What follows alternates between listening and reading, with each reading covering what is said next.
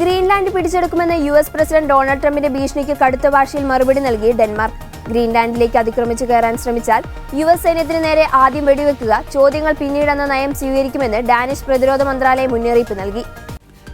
അധിനിവേശമുണ്ടായാൽ മുകളിൽ നിന്നുള്ള ഉത്തരവിനായി കാത്തുനിൽക്കാതെ ശത്രുക്കളെ ആക്രമിക്കണമെന്ന് നിർദ്ദേശിക്കുന്ന സൈന്യത്തിന്റെ 1952 നിയമം ഇപ്പോഴും നിലവിലുണ്ടെന്ന് ഡാനിഷ് സർക്കാർ വ്യക്തമാക്കി.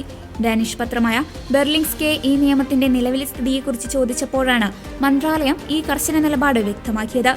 ഗ്രീൻലാൻഡ് സ്വന്തമാക്കുന്നത് US സുരക്ഷയ്ക്ക് അത്യന്താപേക്ഷിതമാണെന്നാണ് ട്രംപിന്റെ നിലപാട്. ആർട്ടിക് മേഖലയിൽ ചൈനയുടെയും റഷ്യയുടെയും സ്വാധീനം കുറയ്ക്കാൻ ലോകത്തിലെ ഏറ്റവും വലിയ ദ്വീപായ ഗ്രീൻലാൻഡ് US നിയന്ത്രണത്തിലാകണമെന്ന് അദ്ദേഹം വാദിക്കുന്നു. ഇതിനായി സൈനിക ശക്തി ഉപയോഗിക്കുന്നത് പരിഗണനയിലാണെന്ന് White House press secretary Karoline ലീവിറ്റും സ്ഥിരീകരിച്ചിട്ടുണ്ട്. അതേസമയം ഗ്രീൻലാൻഡ് വിൽപ്പനയ്ക്കുള്ളതല്ലെന്ന് ഡെൻമാർക്ക് ആവർത്തിച്ച് വ്യക്തമാക്കി.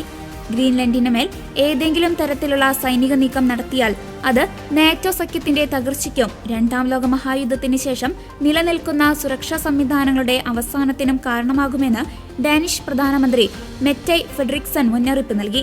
അടുത്ത ആഴ്ച US state secretary Marco Rubio Danish ഉദ്യോഗസ്ഥരുമായി കൂടിക്കാഴ്ച നടത്താനിരിക്കുകയാണ്. എന്നാൽ ഗ്രീൻലാൻഡിന്റെ പരമാധികാരം മാനിക്കണമെന്ന് യൂറോപ്യൻ നേതാക്കൾ ട്രംപിന് മുന്നറിയിപ്പ് നൽകിയിട്ടുണ്ട്. ആർട്ടിക് മേഖലയിലെ ഈ തർക്കം ആഗോള രാഷ്ട്രീയത്തിൽ വലിയ പ്രത്യാഘാതങ്ങൾ ഉണ്ടാക്കുമെന്നാണ് വിലയിരുത്തപ്പെടുന്നത്.